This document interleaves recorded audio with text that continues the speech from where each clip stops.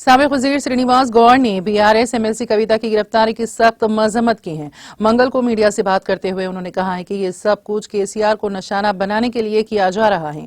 उन्होंने कहा कि ऐसे लोग हैं जिन्होंने बैंकों से लाखों करोड़ों की चोरी की और बैरून मुल्क फरार हो गए।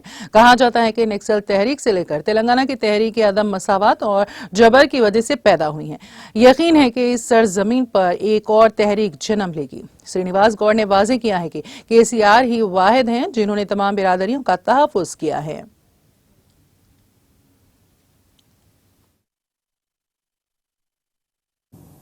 కొందరు భయపెట్టి లోక తీసుకుంటున్నారు, కొంతమంది ప్రాణం పోయినా సరే ఎన్ని కేసులైనా సరే జైల్లో పోయినా సరే ఈ పార్టీతోనే ఉంటామని చెప్పి నికార్సైనలు ఉన్నారు, ప్రజలు ఉన్నారు, నాయకులు ఉన్నారు, వేల సంఖ్యలో ఉన్నారు.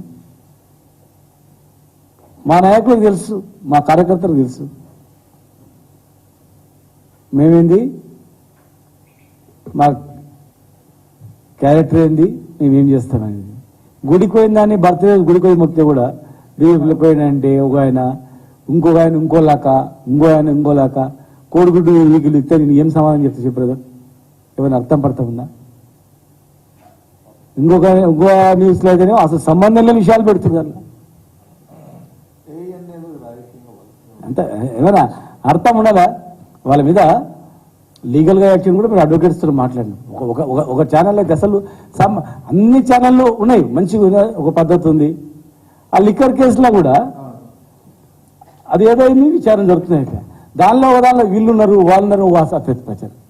ఏమైనా అర్థం ఉందా? దానిలో ఒక నివేదిక ఇచ్చి ఎవరెవరు ఉన్నదని చెప్పి రిపోర్ట్ ఇచ్చిన తర్వాత ఎవరు అంటే వాళ్ళు పేరు పెట్టి డిమోరలైజ్ చేయడము, డిఫేమ్ చేయడం, దానికి లీగల్ యాక్షన్ తీసుకోవడానికి లీగల్గా అడ్వకేట్స్ కూడా టీం ఏర్పడదు కనుక అటువంటి దాని మీద డిఫర్మేషన్ సూట్స్ కానీ లీగల్ యాక్షన్స్ కానీ అవసరం అనుకుంటే ఇంకా ఉంటే క్రిమినల్ యాక్షన్ కానీ వేరే హ్యూమన్ రైట్స్ కానీ రకరకాల వాళ్ళకి ఇవ్వాలని చెప్పి ప్లాన్ చేస్తా ఉన్నాం.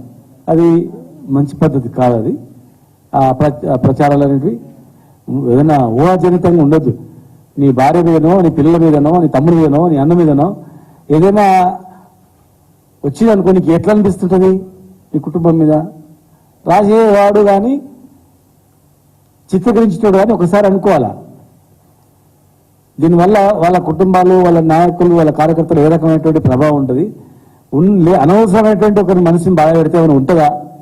మనం మనసులో మనకు కుటుంబం ఉంది, మనకు భార్య పిల్లలు ఉన్నారు, ఆవిడ చేయాలి కదా.